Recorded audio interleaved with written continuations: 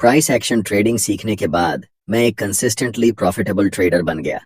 और इसीलिए इस वीडियो में मैं आपको एक ऐसा 3 चरणीय प्रक्रिया बताने वाला हूं जिससे प्राइस एक्शन ट्रेडिंग, जो शुरू में बहुत मुश्किल और कॉम्प्लिकेटेड लगती है, उतनी ही आसान बन जाएगी जितना लूडो खेलना। तो सबसे पहले, प्राइस एक्शन ट्रेडिंग आखिर है क्या?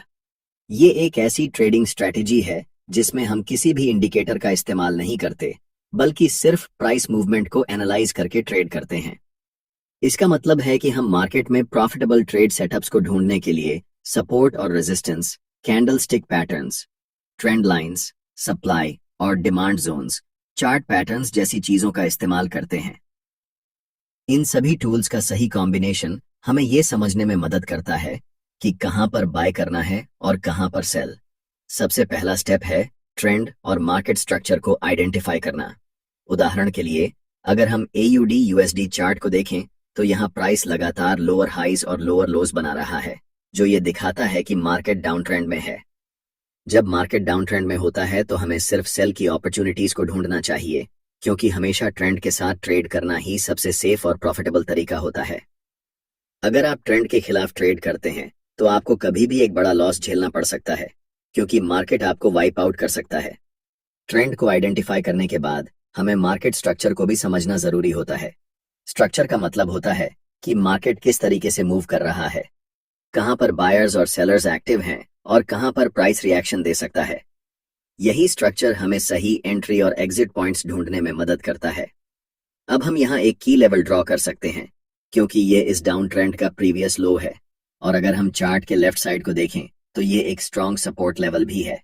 इस समय प्राइस ने इस छोटे सपोर्ट लेवल को तोड़ दिया है और वापस ऊपर आकर इस सपोर्ट लेवल को रीटेस्ट कर रहा है।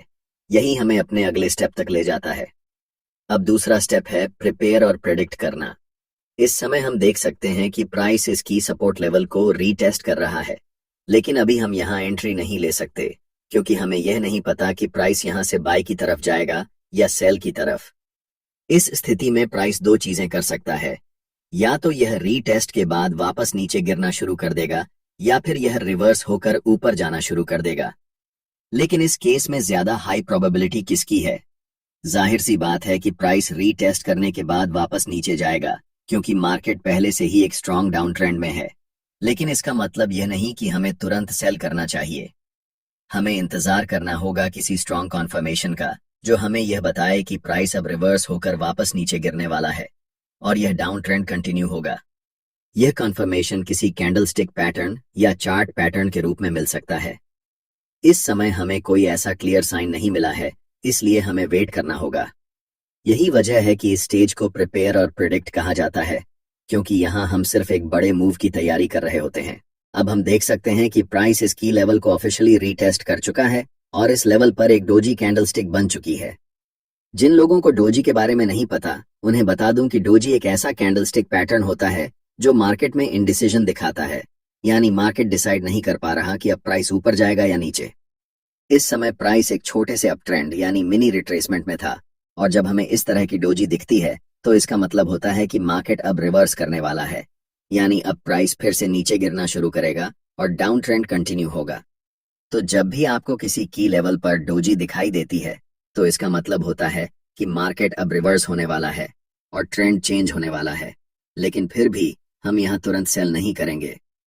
मैं चाहता हूं कि मुझे कोई स्ट्रॉन्ग कॉन्फर्मेशन मिले, जैसे कि बेरिश इंगल्फिंग कैंडलस्टिक, यानी एक बड़ी रेड कैंडलस्टिक जो यह दिखाए कि प्राइस इस लेवल को रिजेक्ट कर रहा है और अब वापस नीचे गिरने वाला है।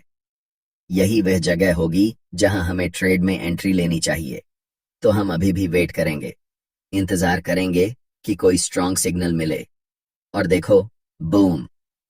अब हमें एक बड़ी बेरिश इनगल्फिंग कैंडलस्टिक दिख रही है, एक बड़ी मोटी रेड कैंडलस्टिक जो एकदम क्लियर सिग्नल दे रही है कि यहाँ सेल करना चाहिए। इस की लेवल पर यह कैंडलस्टिक बनने का मतलब है कि प्राइस ने इस लेवल को रिजेक्ट कर दिया है, यानी सेलर्स मार्केट में एक्टिव हो गए हैं और सेलिंग प्रेशर बहुत ज्यादा है। लेकिन अभी हम 4 घंटे के समय फ्रेम पर हैं। अगर मुझे इस ट्रेड में एंट्री लेनी होगी तो मैं 1 घंटे के टाइम फ्रेम पर जाऊंगा। जब हम 1 घंटे के टाइम फ्रेम पर जाते हैं तो हमें दिखता है कि प्राइस ने इस लेवल को एक बार नहीं बल्कि 3 बार रिजेक्ट किया है। पहली बार यहाँ, दूसरी बार यहाँ और तीसरी बार यहाँ।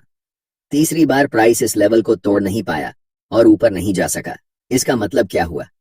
इसका मतलब यह हुआ कि अब प्राइस गिरने वाला है और इस डाउन ट्रेंड को कंटिन्यू करेगा।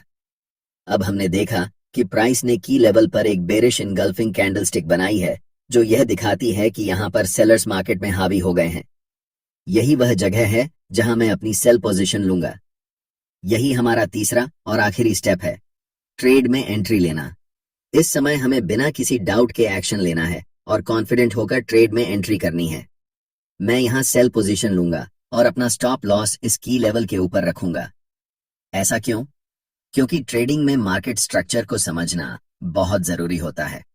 अगर प्राइस यहां से रिवर्स होकर ऊपर जाने लगे तो इसका मतलब है कि मार्केट अब नीचे नहीं गिरेगा बल्कि ऊपर की तरफ जाने वाला है।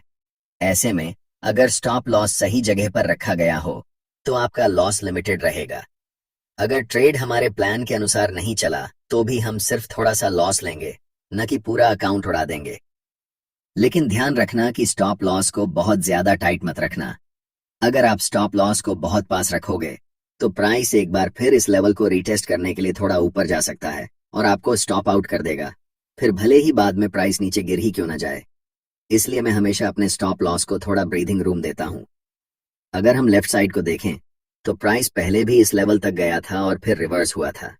इसी वजह से मैं अपने स्टॉप लॉस को थोड़ा स्पेस दूंगा, ताकि अगर प्राइस फिर से इस लेवल को रीटेस्ट करना चाहे तो मुझे अननेसेसरी स्टॉप आउट ना होना पड़े। अब मैं अपना टेक प्रॉफिट सबसे रीसेंट लो पर रखूंगा। जहां प्राइस आखिरी बार रुका था वहीं पर टेक प्रॉफिट रखना सही होता है, तो मैं इसे इसी लेवल पर रखूंगा और अब देखते हैं कि यह ट्रेड कैसा परफॉर्म करता है। और देखो, आपका टेक प्रॉफिट हिट हो गया, बिल्कुल इसी तरह से। अब अगले ट्रेड पर जाने से पहले मैं चाहता हूं कि आप इस चीज पर ध्यान दें। यहां आप देख सकते हैं कि प्राइस ने एक बहुत लंबा विक बनाया है। इसका क्या मतलब है? इसका मतलब है कि किसी समय पर बायर्स मार्केट में आए और उन्होंने प्राइस को ऊपर धकेल दिया, लेकिन फिर सेलर्स ने वापसी की और प्राइस को नीचे गिरा दिया। अब सोचो, अगर आपने अपना स्टॉप लॉस बहुत ज्यादा टाइट रखा होता, यानी की लेवल से बस कुछ पिप्स ऊपर, तो क्या होता? आपका स्टॉप लॉस हिट हो जाता और आप ट्रेड से बाहर हो जाते, जबकि ट्रेड आपकी प्लान के हिसाब से सही दिशा में जाता। यही कारण है कि आपको हमेशा अपना स्टॉप लॉस सही तरीके से लगाना आना चाहिए। उसे हमेशा थोड़ा ब्रीथिंग रूम देना चाहिए ताकि आप अननेसेसरी स्टॉप आउट ना हो। अब एक और एग्जाम्पल देखो। इस समय प्राइस एक मेजर की लेवल पर है। मैंने इस लेवल को क्यों मार्क किया?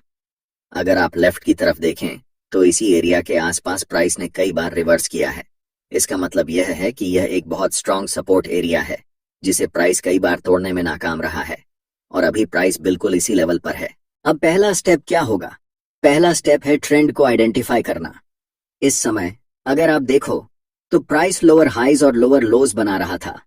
इसका मतलब यह है कि प्राइस डाउन ट्रेंड में था, लेकिन अभी हम एक बहुत स्ट्रांग सपोर्ट लेवल पर हैं और यहां से प्राइस के रिवर्स होने और ऊपर जाने की अच्छी संभावना है।